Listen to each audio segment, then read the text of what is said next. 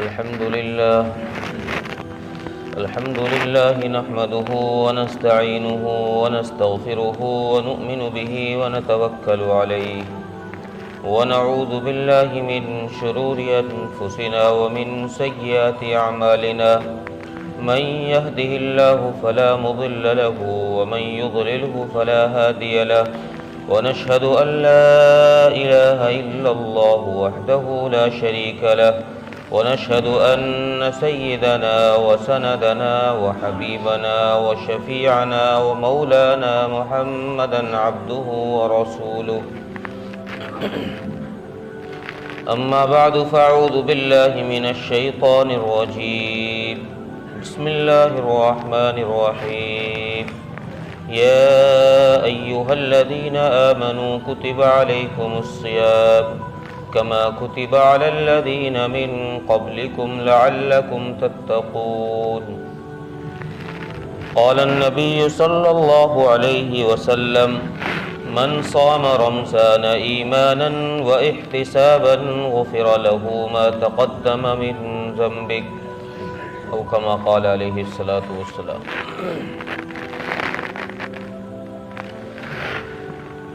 محترم عزیزو، غیور نوجوان دوستوں اور بھائیوں، رمضان المبارک 2024 کا پہلا جمعہ ہے۔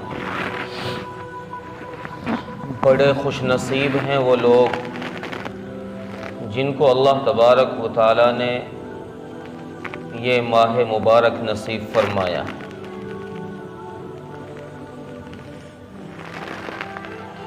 اس ماہ مبارک کی فرضیت کو، اس ماہ مبارک میں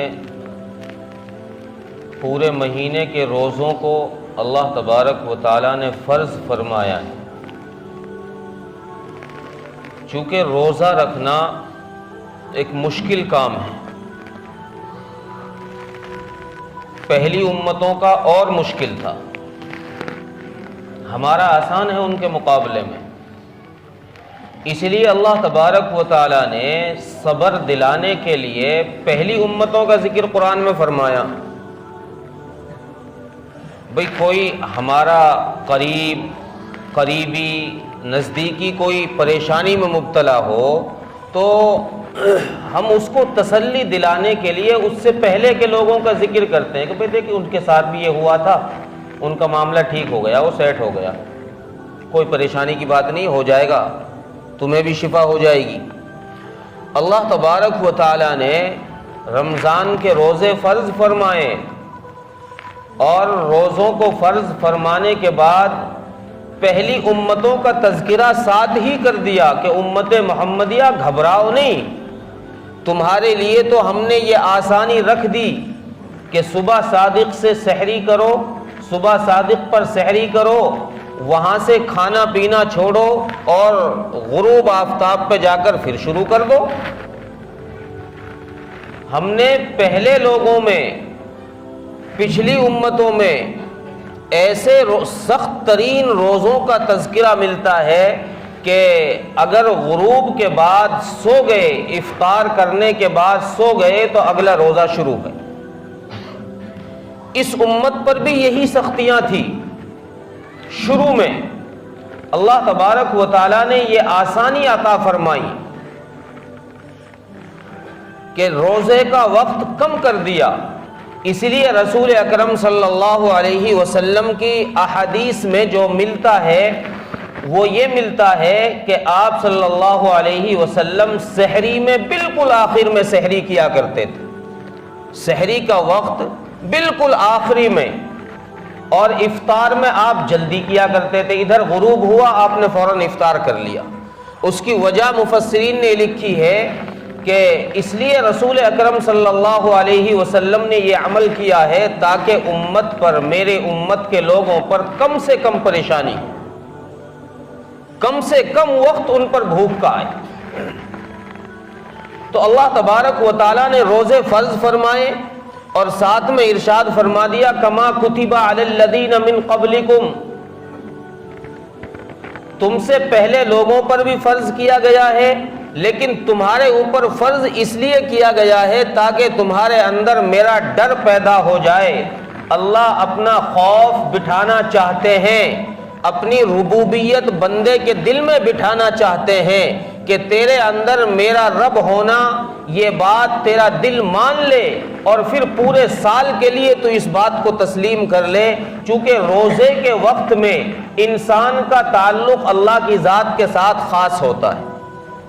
روزے میں روزہ ایک عبادت ایسی عبادت ہے جس میں انسان ریا نہیں کر سکتا، اس میں اللہ اور بندے کا تعلق ہوتا ہے۔ انسان کسی بند کمرے میں چلا جائے، کوئی نہ دیکھے، لیکن وہاں بھی روزے کی حالت میں پانی نہیں پیے گا، کھانا نہیں کھائے گا۔ کیوں؟ اس لیے کہ اس نے روزہ رب کے لیے رکھا ہے، رب کے لیے روزہ رکھا ہے۔ جب رب کے لیے روزہ رکھا ہے تو اللہ تبارک و تعالیٰ یہ گویا یہ محور کرانا چاہتے ہیں،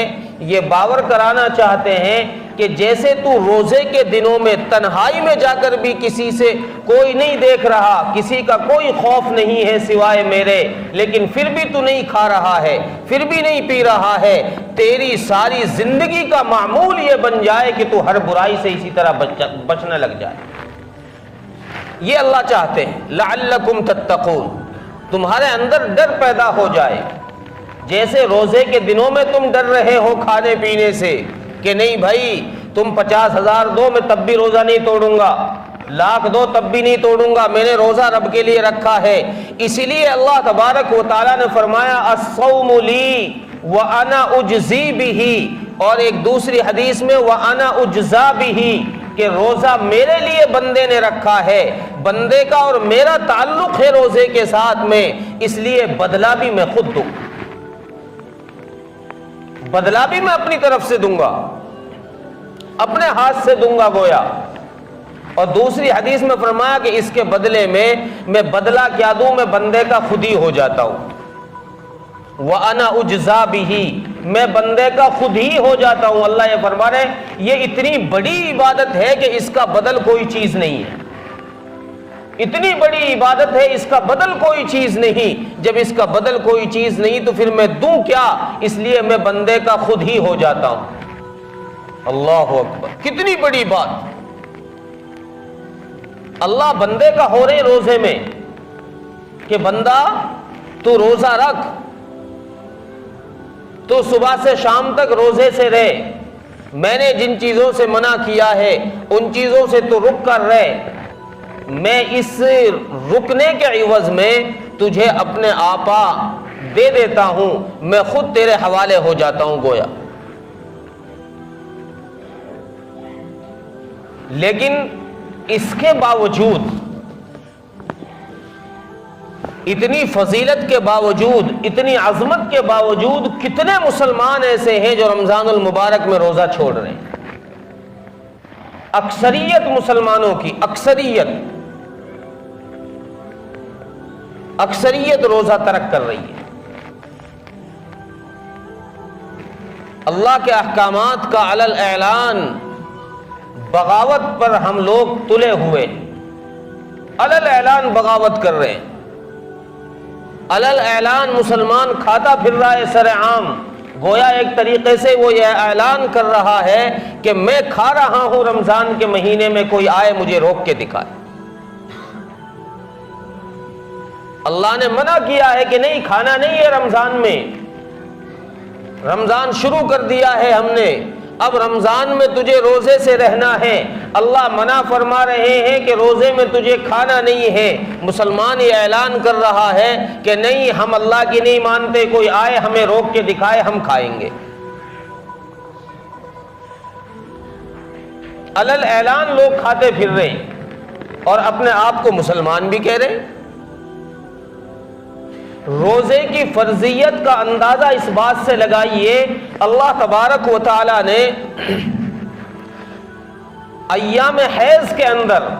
اگر عورت کو ماہواری آ جائے، ایام حیض شروع ہو جائیں رمضان کے مقدس مہینے میں، اللہ تبارک و تعالیٰ نے عورت کے لیے نمازیں معاف فرمائی ہیں۔ روزوں کو صرف اس لیے معاف کیا ہے رمضان میں کہ ابھی وہ ایام ایسے ہیں کہ ان میں روزہ نہیں رکھ سکتی، اس لیے فرمایا کہ بعد میں ان کی قضا کرنی پڑے گی، معاف نہیں ہوں۔ اس کی فرضیت کا اندازہ تو لگاؤ، نماز جیسی عبادت اللہ کہہ رہے کوئی بات نہیں، جا رہی ہے تو جانے دو، معاف ہے، لیکن روزہ اگر چھوٹ رہا ہے تو معاف نہیں ہے، پھر اس کی قضا کرنی پڑے گی۔ اتنی اہم عبادت ہے۔ اور جب بندہ رمضان المبارک میں روزہ رکھتا ہے، چونکہ اللہ کے نبی صلی اللہ علیہ وسلم نے ارشاد فرمایا یزاد فیہ الرزق المؤمن، اللہ تبارک و تعالیٰ کے نام پر جب بندے نے روزہ رکھا، صبح سے شام تک کھانے پینے سے رکا رہا، تو اللہ تبارک و تعالیٰ اس کی اس ادا کو پسند فرما کر شام کو افطاری کے وقت میں اس کے رزق کو بڑھا دیتے ہیں، رزق بڑھا دیا جاتا ہے کہ بندے جب تو نے صبح سے شام تک میرے لیے اپنے منہ کو بند رکھا ہے تو اب میری طرف سے مہمان نوازی تیرے لیے۔ گویا اللہ تبارک و تعالیٰ کی طرف سے مومن کا رزق رمضان المبارک میں نقد بڑھا دیا جاتا ہے۔ باقی مہینوں میں تو آپ خرچ کرو گے، رزق کے بڑھانے کا وعدہ اللہ تبارک و تعالیٰ کی طرف سے ہے لیکن نقد نہیں ہے۔ رمضان المبارک میں نقد وعدہ ہے اللہ کی طرف سے، تم خرچ کرو ہم بڑھائیں گے، تم ہمارے حکموں پر چلو ہم بڑھائیں گے رزق کو۔ یزاد فیہ الرزق المومن، مومن کا رزق وسیع کر دیا جاتا ہے۔ اس لیے آپ حضرات دیکھتے ہوں گے کہ غریب سے غریب آدمی کے دسترخوان پہ بھی ایک دو چیز ایکسٹرا ہی ملتی ہے، عام دنوں کے مقابلے میں ایک دو چیز زیادہ ہی ملتی ہے۔ اور اس ماہ مبارک کو اللہ تبارک و تعالیٰ نے صرف رزق کے لیے ہی نہیں بڑھایا، ہر عمل کے لیے اللہ تبارک و تعالیٰ نے اس ماہ مبارک کو بڑھا دیا۔ نوافل فرضوں کے برابر کر دیے، فرضوں کو 70 فرضوں کے برابر کر دیا، اور مزید اس رمضان المبارک کے اندر رات کی تراویح مرحمت فرما دی۔ کبھی آپ نے غور نہیں کیا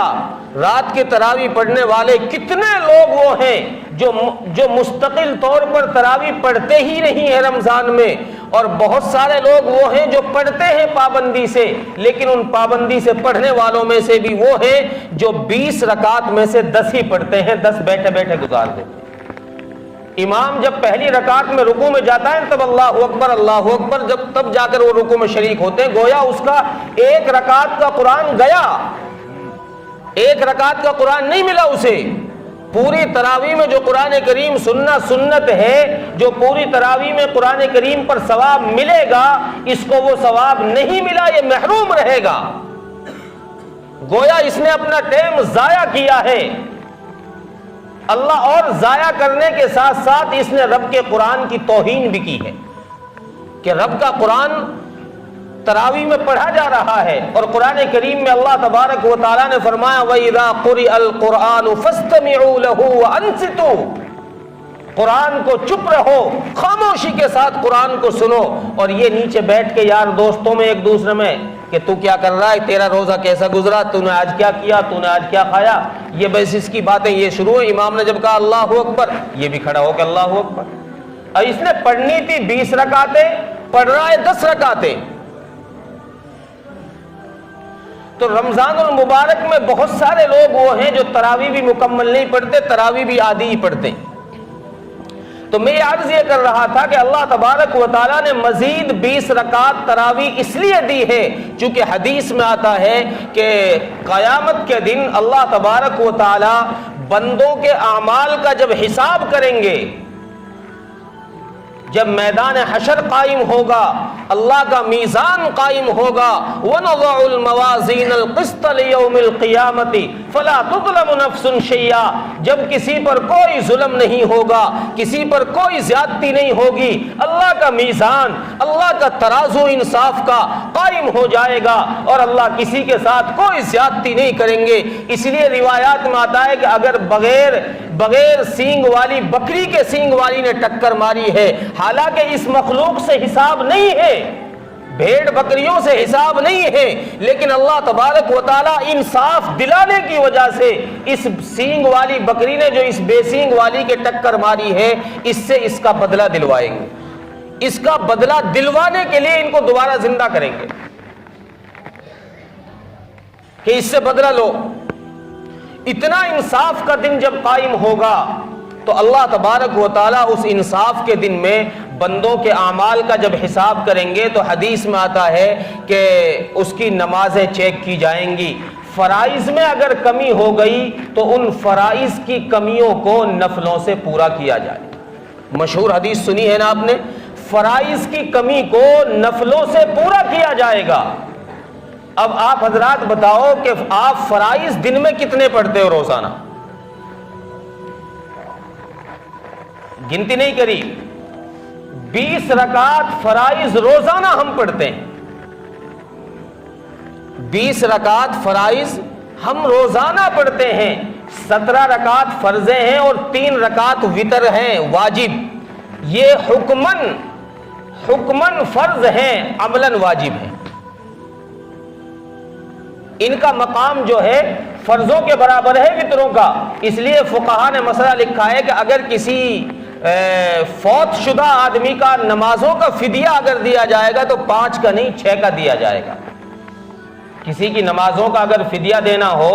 تو اس کی پھر 5 نمازیں نہیں 6 نمازوں کا، ساتھ میں وتر کا بھی دیا جائے گا، تو اس کا حکم فرض کے برابر ہی ہے، اس لیے یہ بھی اس میں شامل ہے۔ تو 3 رکعت اس کی ملا کر 20 رکعتیں ہو جاتی ہیں۔ رمضان المبارک میں اللہ تبارک و تعالیٰ نے ہر چیز میں اضافہ کر دیا، ہر چیز میں ترقی کر دی۔ جب 20 رکعت آپ تراویح 1 مہینہ پڑھو گے تو یہ 1 مہینہ کی تراویح اللہ تبارک و تعالیٰ چونکہ ہر عمل کو 10 گنا کر دیتے ہیں،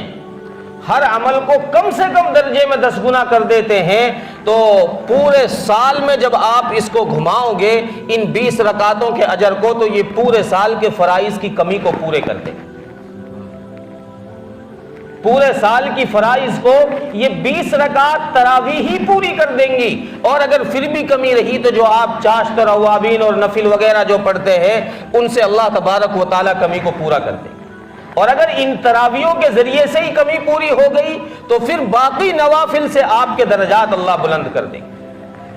جنت میں ان درجات کی وجہ سے مقام بلند ہوگا۔ اس لیے یہ بات یاد رکھی جائے کہ فرائض سے جنت کے اندر درجات بلند نہیں ہوتے، فرائض کے ذریعے سے آپ جنت کے مستحق ہو سکتے ہیں۔ جنت میں اگر درجات بلند کرانے ہیں تو نوافل پر آنا پڑے گا۔ جنت میں اگر درجات بلند کرانے ہیں تو نوافل پر آنا پڑے گا۔ تو بات کہیں اور نکل گئی۔ رمضان المبارک کے اندر اللہ تبارک و تعالیٰ نے ہر چیز کی قیمت بڑھا دی، ہر چیز کی۔ اعمال میں عمل کی قیمت بڑھا دی، رزق میں مومن کا رزق بڑھا دیا، اور ثواب میں ہر چیز کو کئی گنا، 700 گنا، 7 لاکھ گنا تک کی روایتیں موجود ہیں کہ اللہ تبارک و تعالیٰ اس ماہ مبارک میں اعمال کو بڑھا دیتے۔ ایک مرتبہ آپ سبحان اللہ کہو، 7 لاکھ سبحان اللہ کا ثواب۔ تو اس ماہ مبارک کو اگر بندہ ترتیب سے گزار دے، حدیث میں رسول اکرم صلی اللہ علیہ وسلم نے ارشاد فرمایا، من سلم رمضان سلم سنتن، من سلم رمضان سلم سنتن، جس شخص نے رمضان سلامتی کے ساتھ گزار دیا، ترتیب کے ساتھ گزار دیا کہ اس نے روزے بھی پابندی کے ساتھ رکھے، تراویح بھی پابندی کے ساتھ پڑھی، یہ رمضان بھر بدنظری سے بچا رہا، رمضان بھر جھوٹ سے بچا رہا، رمضان بھر بغض سے بچا رہا، حسد سے بچا رہا،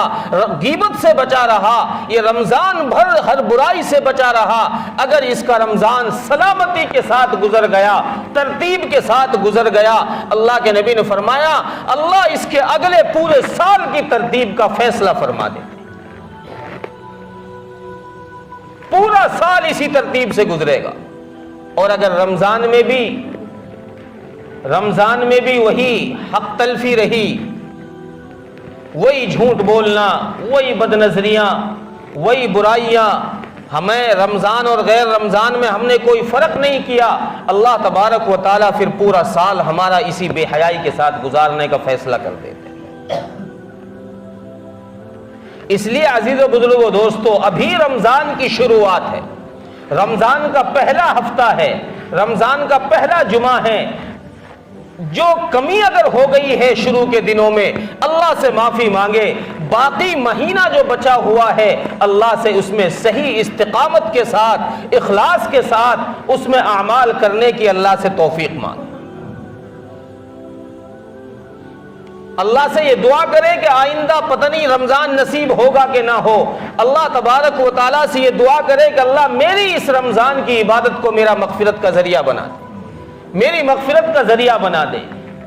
میری نسلوں کی مغفرت کا ذریعہ بنا دے۔ اللہ سے دعا مانگو، اللہ تبارک و تعالیٰ اس ماہ مبارک میں آسمان دنیا پر نزول فرما کر لوگوں کی طرف توجہ فرماتے ہیں۔ روزانہ فرشتوں کے ذریعے سے ندا کرائی جاتی ہے، آؤ مغفرت مانگنے والے، آؤ روزی مانگنے والے، آؤ شفا مانگنے والے، ہم ان سب کو عطا کریں گے۔ کوئی آئے تو صحیح رب کے دربار میں، جس ندا کو رب کریم تہجد کے وقت لگاتے ہیں، رمضان المبارک میں وہ ندا ہر وقت لگائی جاتی ہے۔